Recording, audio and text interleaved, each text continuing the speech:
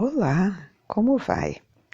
Hoje nós vamos aprender uma coisa muito importante, um dos erros mais cometidos na escola bíblica e no ensino no teu lar.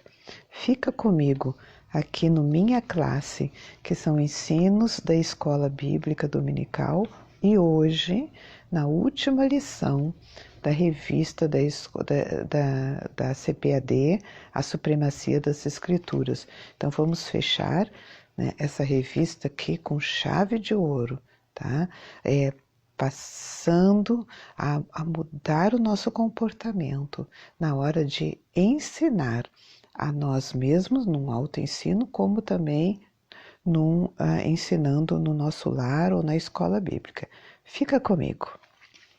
Vamos então à leitura aqui da classe. Bom, a verdade prática diz: a leitura e o estudo da Bíblia fortalecem a fé e a comunhão em Deus. Está falando sobre a leitura da Bíblia e a educação cristã. Ele fala muito aqui sobre 1 Timóteo 4, do 6 ao 16, onde fala sobre a palavra é fiel e digna de toda aceitação, fala que o exercício corporal de pouco se aproveita, mas a piedade é totalmente proveitosa, fala para a gente rejeitar as fábulas profanas e exercitar-se a si mesmo na piedade. Fala que ninguém despreze, né, a sua mocidade e persiste em ler, em exortar, em ensinar, e para meditar em tudo que tem aprendido, tendo cuidado de si mesmo e da doutrina. Persevera dessas coisas, porque fazendo isso te salvarás tanto a ti mesmo como aos que te ouvem. Bom, essa aqui é a lição. Ele está falando aqui sobre inicialmente ele fala o que é o currículo adotado, o que significa currículo, qual é o conteúdo da lição, né? Qual é o conteúdo da lição que é adotado todos os domingos na escola bíblica? Como é que isso acontece? Bom, eu como sou pedagoga cristã, eu posso falar para você que o currículo é uma das coisas assim muito, muito, muito mais importante, um dos pilares de toda a educação cristã. Por quê? Porque quando você vai ensinar alguma coisa, você tem que primeiro ter o conteúdo, o que você vai ensinar, tá? E o que acontece é que muitas vezes este conteúdo ou como diz a palavra de Deus, muito, muito leitinho, né? É dizer, um conteúdo muito fraquinho, um conteúdo, ou ele é um conteúdo muito, muito repetitivo, tá? Você aprende as mesmas coisas, ou então ele é um conteúdo muito, é um alimento sólido, muito forte para quem não está preparado para esse tipo de alimento. Tá? Então assim, ó, pensa bem, você está na sua casa, você tem uma criança de 4, 5 anos e você tem um adolescente. Você vai ensinar de forma diferente cada um, porque eles estão em níveis diferentes de aprendizado. Né? E mesmo assim, entre vários adolescentes, você vai ver que muitas vezes estão desnivelados. Tá? Então, o currículo ele vai fazer com que você escolha os temas que você tem que ensinar na sua classe, para os seus filhos, ou então para o novo convertido, uma pessoa, um amigo, uma amiga que você está tentando levar a palavra. Você tem que pensar sempre assim. A forma certa de escolher um currículo é uma forma bem simples. Vou te dar uma fórmula para você escolher o currículo. Tá? Você tenta, como é que se diz assim, nivelar o que você tem que ensinar, tá? Você quer ensinar sobre a salvação para uma pessoa, você tem que escolher o que é mais básico e você ensina aquilo. Depois você escolhe A segunda coisa, a terceira, e a quarta e a quinta. Você coloca numa ordem cronológica o que você vai ensinar. Se você está dando, né, ensinando, discipulando alguém, pelo menos aí, divide em 5 o que tu quer ensinar, tá? Cronologicamente, você diz, no primeiro vou ensinar isso, depois isso, tá? Escolheu 5 assuntos. Agora, você tem que se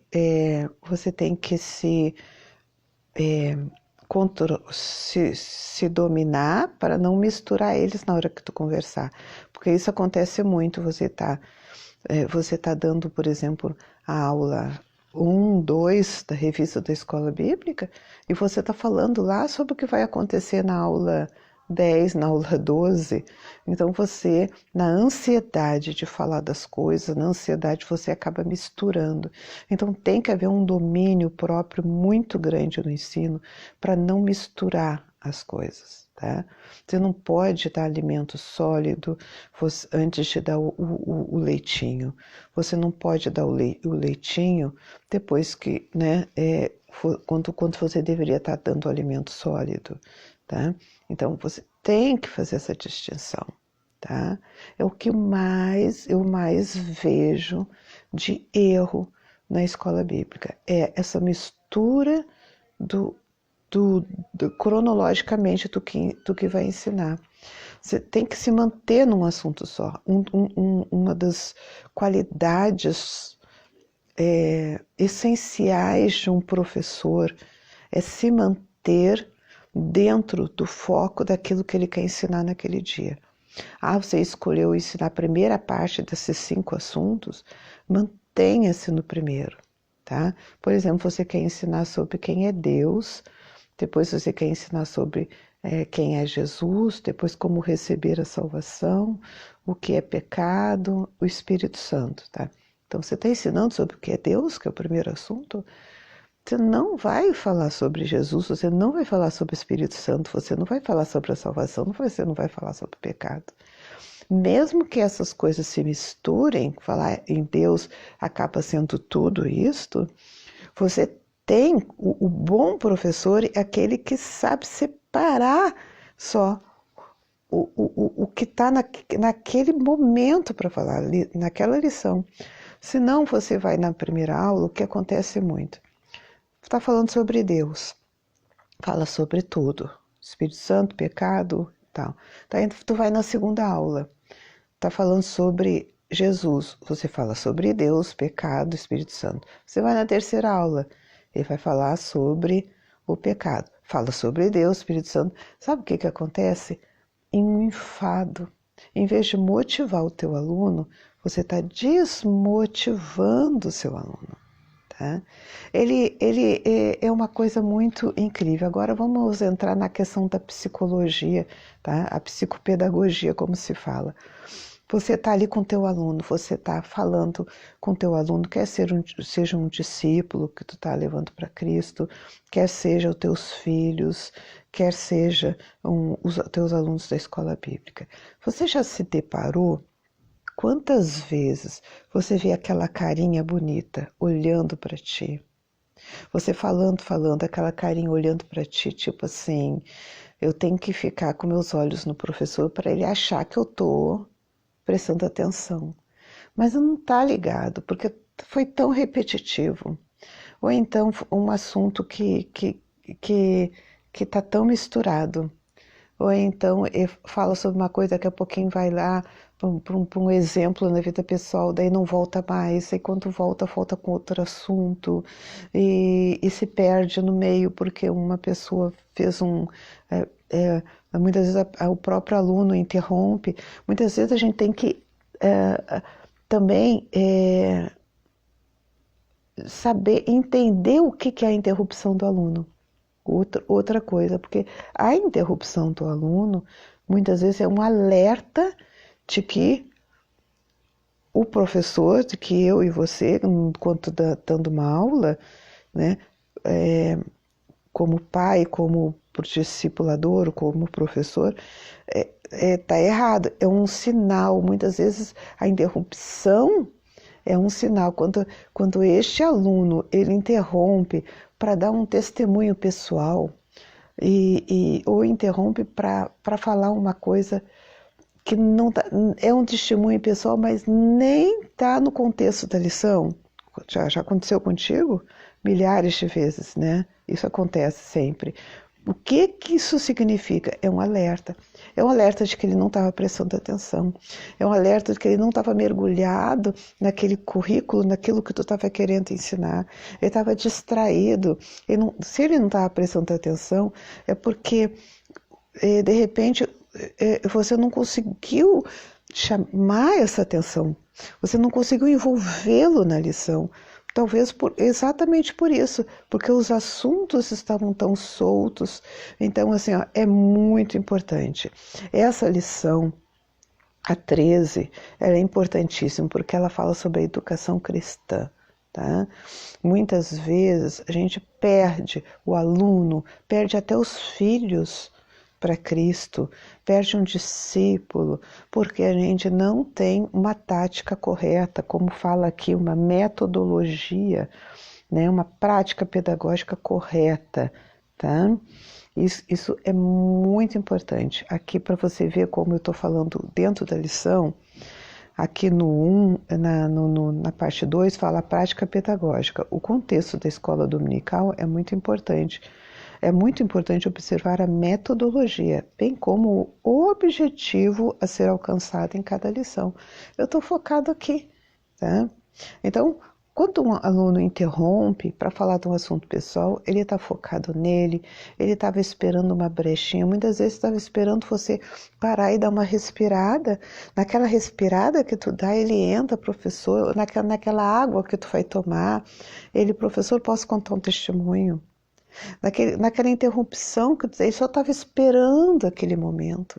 Só estava esperando aquele momento. Ele não estava envolvido né, naquele teu desejo de ensinar.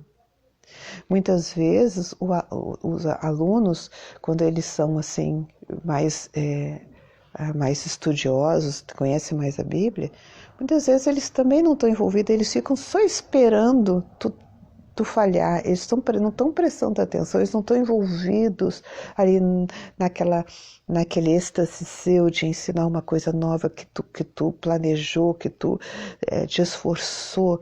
Não, eles só estão esperando uma falha tua. Daí eles se interrompem e falam, não, professor, é assim. Ah, professor, é tal. Então, daí eles também não estão envolvidos. Tá? Você não conseguiu também envolver.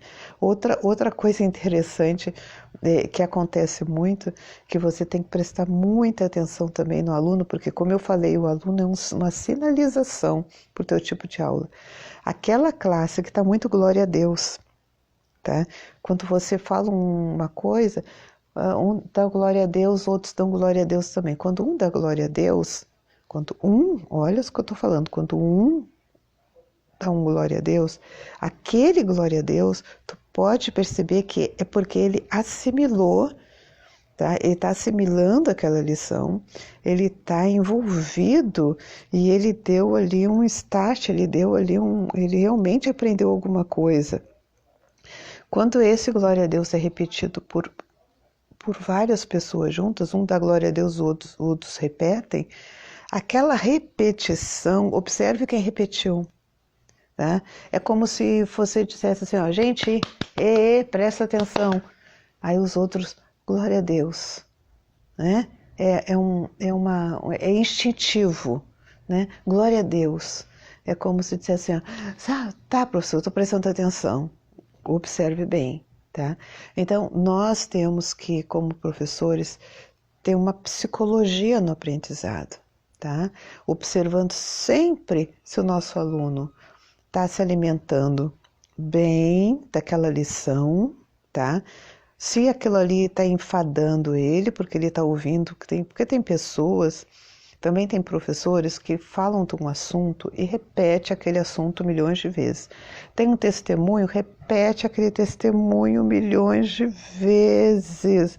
Aquele aluno que é tão fiel na escola bíblica, aquele filho que gosta tanto, que ama tanto o pai e a mãe, aquele discípulo que respeita tanto o professor, não tem coragem de dizer, tu já falou isto, tu está repetindo isso. Não tem coragem por respeito, por consideração e por amor, entendeu? Então, eles deixam a pessoa repetir várias vezes. Só que cada repetição, em vez de ter um aspecto positivo, vai ter negativo. Primeiro, enfada, né? Segundo, ensina o seu aluno a, olha o que eu vou falar agora, tá? Ensina o seu aluno a mentir. Exatamente isto. Ensina o seu aluno a mentir. A mentir em quê?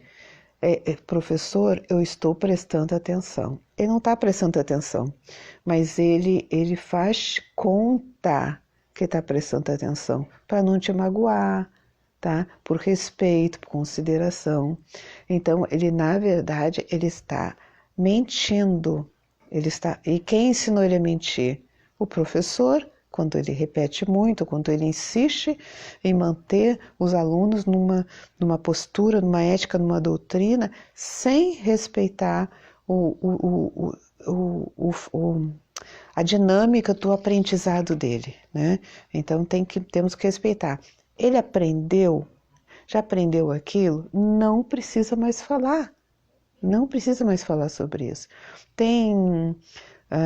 Normalmente se fala muito nas escolas bíblicas, uma forma de justificar essa coisa da repetição, repetição, repetição. Se fala muito que João, ele tinha uma mensagem só, que era o amor a Deus, tá? Que João falou isso no Evangelho, falou em 1 João, é uma carta de amor, falou isso em tudo que é lugar, em Apocalipse, ele estava sempre falando de amor, diz que nos livros, né, fala que ele, na história, que ele falava sobre amor sempre, e um dia alguém perguntou para ele por que ele sempre tinha a mesma mensagem.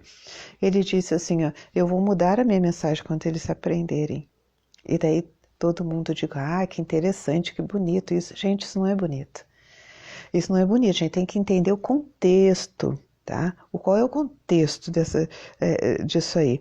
Acontece que ele viajava, tá? Os discípulos naquela época, eles assim, ó, eu sou de Porto Alegre, tá?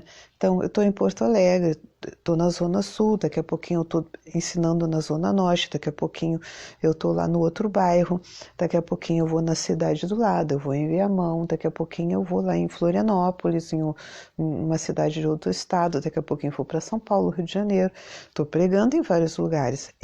Quando eu for pregar em vários lugares, eu posso ter uma mensagem só. Eu posso ser aquela pessoa, aquela irmã que só prega sobre o amor. E tu vai me convidar para ir na tua igreja porque eu só prego com amor. Então tu vê que a tua igreja está precisando de amor, tu vai lá convidar a irmã Cecília para ir lá pregar sobre amor. Entendeu? Neste contexto, então você pode ter uma mensagem só. Aquela pessoa que converteu, ou que teve um testemunho de uma cura de câncer e tal, quer contar sempre o mesmo testemunho? Conte, mas cuide, pelo amor de Deus, para contar sempre para pessoas diferentes, tá? Porque senão você está ensinando a pessoa a mentir, a prestar atenção, e aí quando tu fala, e quando tu chega naquele, sabe quando tu tá pregando e tu chega no âmago daquela pregação, assim, por exemplo, tá falando sobre a tua conversão, naquele momento que tu diz assim, naquele momento o Espírito Santo falou comigo, e todo mundo dá glória a Deus, aleluia, você diz, olha que lindo que eu tô abafando aqui, né? Não, todo mundo já sabia que tu ia falar isso, todo mundo já sabia que que ia ter aquele momento em que tu ia falar aquela coisa, todo mundo já estava preparado e todo mundo já estava preparadinho para dizer um glória a Deus. Tem ponta de sinceridade? Tem, tu pode dar glória a Deus por vários sempre, mas também tem esse pontinho de repetição, de enfado, tá? E daí isso é muito perigoso, isso é muito perigoso. A pessoa que já tem anos e anos de fé, ela já aprendeu tanto a fazer isso, que isso já não afeta mais a fé dela, não afeta mais a caminhada dela. Ela vai continuando, ela foi doutrinada a fazer dessa forma, ela foi realmente doutrinada, assim, ó, tá? Um quadradinho, ela foi colocada naquele quadradinho e ela tem que agir dessa forma, e a forma que as pessoas aceitam ela, então ela age dessa forma. Agora, o novo convertido, ele não tem ainda esse padrão de ética e de consideração, de paciência, e então ele facilmente ele cai fora, tá? Facilmente ele cai fora. Pensa bem, se a pessoa tivesse pagando um curso, uma faculdade, e todas as aulas os professores falassem a mesma coisa, a pessoa simplesmente ia cancelar aquela faculdade e ia para outra faculdade. Ela não ia dar dinheiro para ficar ouvindo as mesmas coisas, tá? Então é uma consideração aqui que o professor tem que ter. Tá? Então, quanta coisa tu está aprendendo hoje, né? Você está aprendendo aqui que você deve ter um foco naquilo que tu vai ensinar, que tu deve dividir o teu ensino o máximo que tu pode e separá-lo cronologicamente, primeiro, segundo, terceiro, quarto. Você aprendeu que você não deve misturar os assuntos, fala só sobre aquele assunto.